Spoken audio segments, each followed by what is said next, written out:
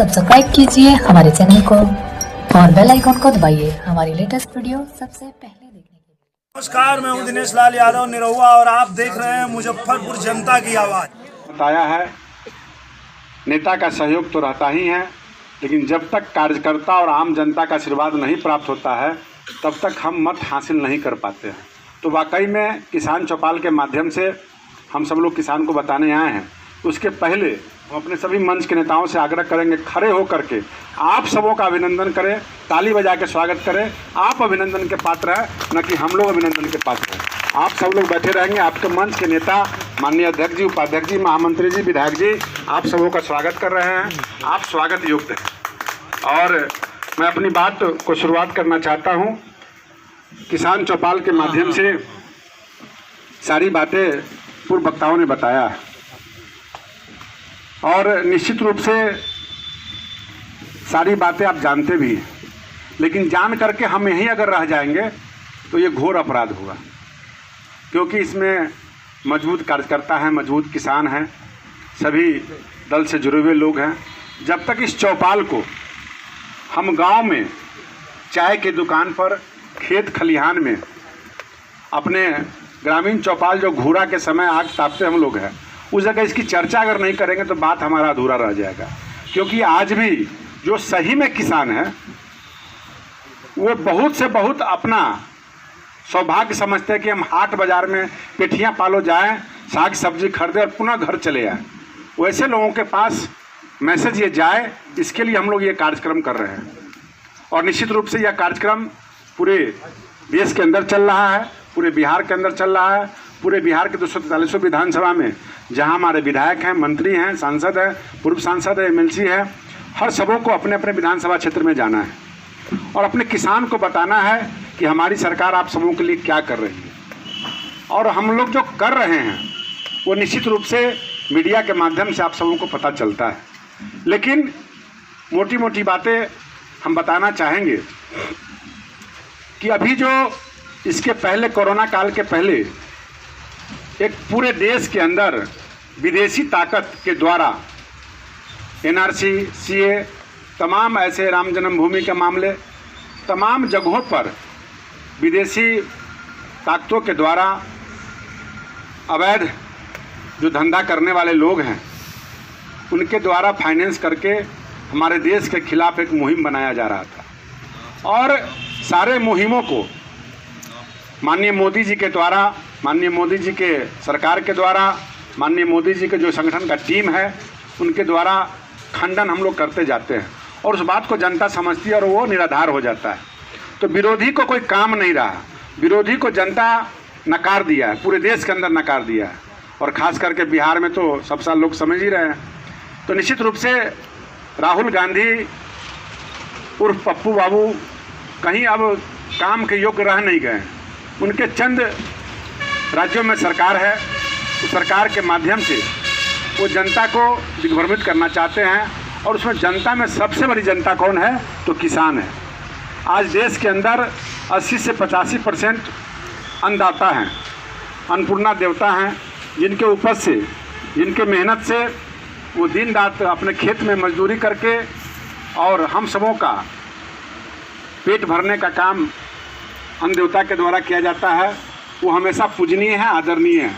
अगर किसी आज़ादी के बाद किसी सरकार ने अगर सम्मान दिया है तो वो सरकार है मोदी जी की सरकार, एनडीए की सरकार। निश्चित रूप से यह सरकार कैसे किसानों को लाभ मिले, कैसे किसानों को खर्च कम पड़े, कैसे अधिक उपज हो, कैसे अधिक दाम मिले, इन सारे विषयों पर चर्चा करके संगठन के द्वारा, सरकार के द्वारा किसानों के हित में काम किया जाता है। मोटे तौर पे उनका अगर रिकॉर्ड जो हमारे पास जो सरकार का रिकॉर्ड है, निश्चित रूप से मैं आपको बताना चाहूँगा कि जहाँ उनकी सरकार है, जहाँ हमारी सरकार है, जैसे क्लियर कट मैं बताना चाहूँगा, मध्य प्रदेश में हमारी सरकार है, उत्तर प्रदेश में हमारी सरकार है, यानी एनडीए की सरकार है, बीजेपी की सरकार है। तो निश्चित रूप से अभी जो हम लोग के यहाँ वहाँ धान जो फसल खरीद हो रहा है, मध्य प्रदेश में 33 लाख टन का खरीदारी हुआ और उत्तर प्रदेश में 55 लाख टन खरीदारी हुआ।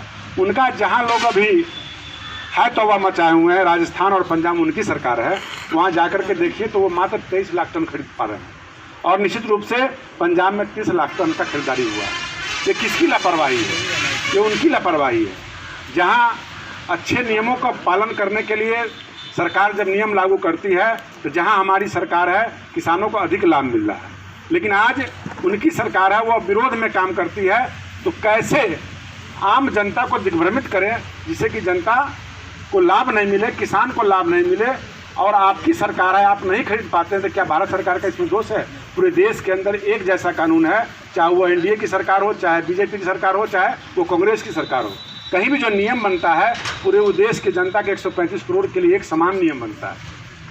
निश्चित रूप से यह सबसे बड़ा विडंबना है कि कहा जाता है कि ये जो सरकार एनडीए की आई है, मोदी जी की जो सरकार आई है, सारा जमीन हड़प करके उद्योगपतियों को दे दिया जाएगा। मेरा कहना है, और संजोग से मैं राजस्व मंत्री हूँ, भूमि मेरे विभाग का है, हम लोग एक किसान हैं, एक मजदूर क्लास से भी लोग बहुत सारे किसान हैं, मध्यम वर्गीय हैं, जमींदार भी हैं। निश्चित रूप से मैं वादा करता हूं, और माननीय मोदी जी हैं तो कहावत है, मोदी है तो मुमकिन है, भाजपा है तो भरोसा है। निश्चित रूप से ऐसा कानून कोई न बना है न बनेगा। निश्चित रूप से बिहार के साथ साथ इस देश की आम आवाम किसान का जो ज़मीन है, मजदूर का जो ज़मीन है, सारी जिंदगी उम्र भर उनके पोते पर पोते तक, यानी आने वाला पीढ़िया दर पीढ़िया जितनी भी पीढ़ी आएगी, जब तक मोदी है, जब तक भाजपा की सरकार है, जब तक एनडीए की सरकार है, और बिहार में जब हम यहाँ के राजस्व भूमि मंत्री हैं, 1 इंच जमीन भी किसान का किसी उद्योगपति को नहीं मिलने वाला। आप ये निश्चिंत रहें, और इस चीज़ को आप हम सब लोग अलग अलग तरीके से, अलग अलग भाषा में हम लोग इसको कर भी रहे हैं। और पंजाब, हरियाणा, मध्य प्रदेश के किसान थोड़ा हाईटेक हैं, अधिक पैदावार करते हैं, और बड़े बड़े किसान हैं। जो हमारे यहाँ उद्योगपति हैं उससे ज़्यादा किसान वहाँ मजबूत हैं, संपन्न है। उनका किसानी करने का तरीका अलग है, और पूरे परिवार लग के करते हैं। हमारे यहाँ के लोग नौकरी के चक्कर में अपना पूरा ज़मीन छोड़ के नौकरी करने दिल्ली, बम्बे और विदेश चले जाते हैं। निश्चित रूप से मैं बताना चाहूँगा कि 1 इंच भी ज़मीन आपका हड़पा नहीं जाएगा और किसी को दिया नहीं जाएगा। लेकिन पहले, आज मात्र 20-25 साल पहले, 15 साल पहले चले जाइए तो आपके ज़मींदार जितने भी हमारे बैठे हैं जो 150 बीघा जोतने वाले हैं, उनकी ज़मीन का सही मुआवजा, सही मनखप, सही हुंडा बटैया नहीं मिलता था। लेकिन आज के दिन में आज आपको आज़ादी है कि आप अपना ज़मीन 20,000 रुपये बीघा लगाइए, 10,000 रुपये बीघा लगाइए, 5,000 रुपये बीघा लगाइए। आप बिना एग्रीमेंट का आप अपने पड़ोसी को, अपने कमज़ोर भाई को, अपने स्टाफ को या किसी को भी देते हैं तो कहते हैं तू जाओ ज़मीन जोतो, हमको फसल बांट के देना, हमको पैसा देना, हमको हुंडा बटैया मनखब देना और ज़मीन का रखवाली करना, और वो ज़मीन आप ही का स्वामित्व रहता है, आप ही का आधार के ज़मीन का केवाला, ज़मीन का मोटेशन, जेवार सब कुछ आपके नाम पर होता है। उसी तरह बड़े कंपनियां जो आती हैं उनके साथ कुछ मजबूरियां हैं, वो एग्रीमेंट करता है, वो लिखित रूप से हो जाता है। आज हम लोग भी अपना ज़मीन रजिस्टर्ड लीज करते हैं। अगर कोई कंपनी उद्योग लगाता है, कोई पेट्रोल पंप खोलता है, कोई वेयर हाउस बनाता है, तो नियम है कि हम लोग 21 साल, 20 साल, 25 साल, 11 साल का रजिस्टर्ड लीज करते हैं, निबंधन करते हैं। रजिस्टर्ड लीज करने से भी हमारा ज़मीन का स्वामित्व समाप्त नहीं होता है, और उससे हमारा एग्रीमेंट है कि उस बीच में उसको हम छुड़ा नहीं सकते हैं। तो बड़ी बड़ी कंपनियां जो आती है, तो हम अपने खेती अगर करते हैं तो हमको 1,000-1,200 रुपये, 500 रुपये कट्ठा भी बचत मेरे घर में नहीं आता है। लेकिन उसी ज़मीन को अगर हम उस किसान को देते हैं, बड़े किसान यानी वो जो एग्रीमेंट, बड़े बड़े फार्मर है, बड़े बड़े कंपनी के जो एग्रीमेंट है, उससे आपको 2,000 रुपये, 1,500 रुपये, जैसा ज़मीन, जैसा साइज, जैसा सर उसका रेट होता है, और अपने सहमति से, इच्छा के अनुसार हम लोग एग्रीमेंट करते हैं, और वो हमको सारा चीज़ मुहैया कराता है और कहता है कि हमारा ये ज़मीन आप मेरे लिए खेती करेंगे। खेती भी अगर आप चाहते हैं तो आप करें या कंपनी करेगी, ये भी एग्रीमेंट है। जैसे हमारे यहाँ मक्का बीज वाला आता है, और आपको कहता है कि ज़मीन आप हमको दीजिए, हम मजदूर का पैसा देंगे, खाद बीज का पैसा देंगे, लेकिन बीज मेरा लगाना होगा, बीज का जो प्रोडक्शन होगा वो मैं लूँगा, और आपका ज़मीन है आपका, उससे लाभ मिलता है। और फिर जो बाजार का रेट है उससे अधिक रेट तय करके आप मकई अगर अभी 1600 रुपये बिक रहा है तो वो कहता है कि हम 1800 रुपये लेंगे, चाहे भाव 1100 रुपये क्यों नहीं हो जाए।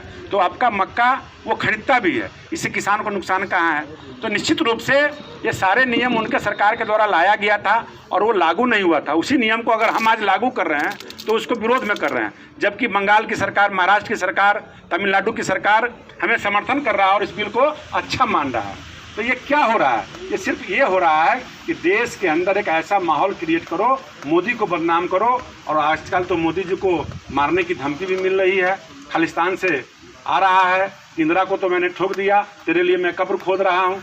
ये तमाम चीज़ें जो हैं, एक मोदी के आने के बाद जो विकास की धारा, विकास का किरण, सच्चाई जो गरीब के पास जा रहा है, सच्चाई जो एक किसान के पास जा रहा है, उनको अधिक मुआवजा मिले, उनको अधिक फसल का दाम मिले, ये सब जब काम हो रहा है तो विरोधी का कलेजा फट रहा है। और वो जान रहा है इस व्यक्ति को अगर हम नहीं उखाड़ पाएंगे तो ये 20 साल तक भारतीय जनता पार्टी कहीं हिलने और डोलने वाली नहीं है। आने वाला सरकार निरंतर मोदी जी रहेंगे, मोदी जी के बाद भी हमारी जो पीढ़ियाँ हैं वो आगे नेतृत्व करता रहेगा। निश्चित रूप से मैं कहना चाहूँगा, उनकी जब सरकार थी तो वो लोग जब धान खरीद रहे थे, गेहूं खरीद रहे थे या कोई भी फसल खरीद रहे थे तो उनके सरकार में जो दाम हुआ करता था, तो उनके सरकार में जब 2 बार की टर्म की मनमोहन सिंह की सरकार थी तो उनके समय में 2009 से 2010 के बीच में 9 से 50 रुपये प्रति क्विंटल का रेट था। और जब 2013-14 में उनकी सरकार बनी तो फिर उन्होंने 1310 रुपये का रेट किया। जब हमारा 14 और 15 में जब सरकार हमारी बनी, माननीय मोदी जी आए और 2021 तक अभी 1868 रुपये के रेट के हिसाब से, यानी हमारी सरकार 568 रुपये का रेट का बढ़ोतरी किया, यानी प्रति क्विंटल, और वो किए थे 360 रुपया। तो जब हम अधिक किसान के लिए हम माल भी खरीद रहे हैं, यानी जब अधिक हमारा खरीदारी हो रहा है तो अधिक किसान को लाभ मिल रहा है। ये देश में ऐसा कोई व्यवस्था नहीं कि आपका 100% उपज कोई भी सरकार खरीद ले। एक सहयोग है, एक मदद है, जिसके आधार पे हम लोग खरीदारी करते हैं। और जहाँ जहाँ हमारी भाजपा की सरकार है वहाँ पर जो है खरीदारी का जो स्पीड है वो ज़्यादा है। जहाँ जहाँ कांग्रेस की सरकार है या विरोधी की सरकार है वो काम कम कर रहे हैं, नौटंकी ज़्यादा कर रहे हैं। जैसे अभी दिल्ली के अंदर देख लीजिए, सीए और एनआरसी में जो हंगामा खड़ा हुआ और बता रहे हैं कि मोदी जी और अमित शाह दोषी होंगे, उसी तरह ये केजरीवाल जी बिल फाड़ रहे हैं अपने सदन में, अपना जो प्रस्ताव फाड़ रहे हैं। और फाड़ करके उनका उद्देश्य है कि पंजाब का चुनाव 2022 में होने वाला है, वहाँ अपनी रोटी सेकने के लिए वही केजरीवाल जब हरियाणा और पंजाब का किसान जब अपना पुआल जला रहा था पॉल्यूशन के लिए, उसके बार बार विरोध कर रहे थे, आज उसी के समर्थन में खड़े हैं। इनकी कोई नीति निर्धारण नहीं है, अपने व्यक्तिगत लाभ के लिए, अपनी पार्टी के लाभ के लिए काम करते हैं, लेकिन देश की और राज्य की जनता के लिए काम करते हैं। निश्चित रूप से हमारी सरकार एमएसपी तय करता है और इसे बिल कानून में, कृषि कानून में किसी भी तरह का एमएसपी पर चर्चा नहीं है, न कानून के तहत है। हम सभी लोग आपको बताना चाहेंगे कि निश्चित रूप से इनका जो भविष्य है राजनीतिक करने के लिए, रोटी सेकने के लिए, कि कैसे हमारी सरकार इन एनडीए के सरकार को उखाड़ सके, बिगाड़ सके, किसान का हित नहीं हो सके, किसान और मजदूर जिंदगी भर गरीब का गरीब रहे, उनको अधिक मूल्य नहीं मिल सके। इन सब बातों को ध्यान में रखते हुए और सरकार हमेशा चाहती है कि हमारा जो जनता है, हमारा जो वोटर है, हमारा जो चुनाव में जो वोट देता है उसके लिए हम काम नहीं करते, हम सबों के लिए काम करते हैं। और जो जीतता है, हारता है, जो दल है, विदल है, किसी भी जाति, किसी भी धर्म, किसान का कोई जाति और कोई धर्म नहीं होता है। किसान हर वर्ग से आते हैं, सम्भ्रांत परिवार से भी आते हैं और छोटे मझोले किसान भी होते हैं। और हर धर्म, हर जाति के लोग के पास ज़मीन है, चाहे उसका ज़मीन 5 डिसमिल क्यों नहीं हो, चाहे 500 डिसमिल क्यों नहीं हो। निश्चित रूप से मैं कहना चाहूँगा आप सबों को कि आप सभी लोग कभी भी भ्रमित नहीं होना है। आप सबों का ज़मीन कोई नहीं आपका हड़प सकता है और सरकार आपके लिए निरंतर योजनाएं पर योजनाएं चला रही है। सम्मान निधि के माध्यम से आप सबों को मुआवजा मिला है और मिलता रहेगा। ये सरकार का समझना पड़ेगा कि यह ज़मीन का दाम क्यों बढ़ा। इसलिए बढ़ा कि 4 लेन बना, विकास हुआ, बिजली पहुंच गया, अब कहीं पर इंडस्ट्री लग रहा है, कहीं पर उद्योग लग रहा है, कहीं पर आपको छोटे बड़े काम हो रहे हैं। यानी किसानों के हित में सारी व्यवस्थाएं हमारी सरकार कर रही है, क्योंकि किसान हमारा मेजर पार्ट है इस देश का। और किसान नहीं रहेगा तो लाख हम सोना का उद्योग खोल लेंगे, लाख हम पेट्रोल पंप खोल लेंगे। हमको ना तो पेट्रोल पी सकते हैं, ना सोना खा सकते हैं, हमको तो खाना है अन्न, 2 वक्त का रोटी हमें चाहिए तो वो कौन देगा? किसान देगा। इसलिए किसान के लिए सरकार संकल्पित है और माननीय मोदी जी का स्पष्ट संदेश है कि जब तक मोदी है और जब तक एनडीए है, जब तक भाजपा है, आपका 1 इंच ज़मीन भी कोई हड़प नहीं सकता है, किसी को मिल नहीं सकता है। और निश्चित रूप से आपकी ज़मीन सुरक्षित है, आप सुरक्षित हैं और आप लोग अपना काम करते जाएं। सरकार है क्योंकि आपको भाजपा पर भरोसा है और मोदी पर भरोसा है, तो एक एक काम, एक एक ध्यान, एक एक बात संगठन से लेकर के सरकार तक है और आपके हित में काम हुआ और होते रहेगा। निश्चित रूप से मैं कहना चाहूँगा कि अभी एक पत्र हमारे विभाग संबंधित हमें भाई ने दिया है, तो मैं स्पष्ट कर दूं कि 550 जो लंबित सर्वेक्षण सहायक अमीन का जो होना है, आप लोग को परसों हम अपने प्रिंसिपल सेक्रेटरी से बैठ के बात किए हैं और सारा अपडेट हो चुका है। बहुत जल्द, यानी जल्द इस सप्ताह 10 दिन के अंदर आप सबों को नियुक्ति पत्र मिल जाएगा। नए साल के तोहफा के रूप में आपको देने जा रहा हूँ। उसके अलावा 4950 जो पद के लिए सिलेक्शन हुआ था, जिसमें 3000 के लगभग नियुक्ति की गई थी, लेकिन उसमें बहुत सारे लोग ज्वाइन नहीं किए, 3-4 विभाग में कर दिए, जहाँ अच्छा लगा वहाँ चले गए। कुछ लोग रिजाइन भी कर दिए हैं। वैसे भी हमें जो पता चला है कि 2000 से ऊपर पद खाली है।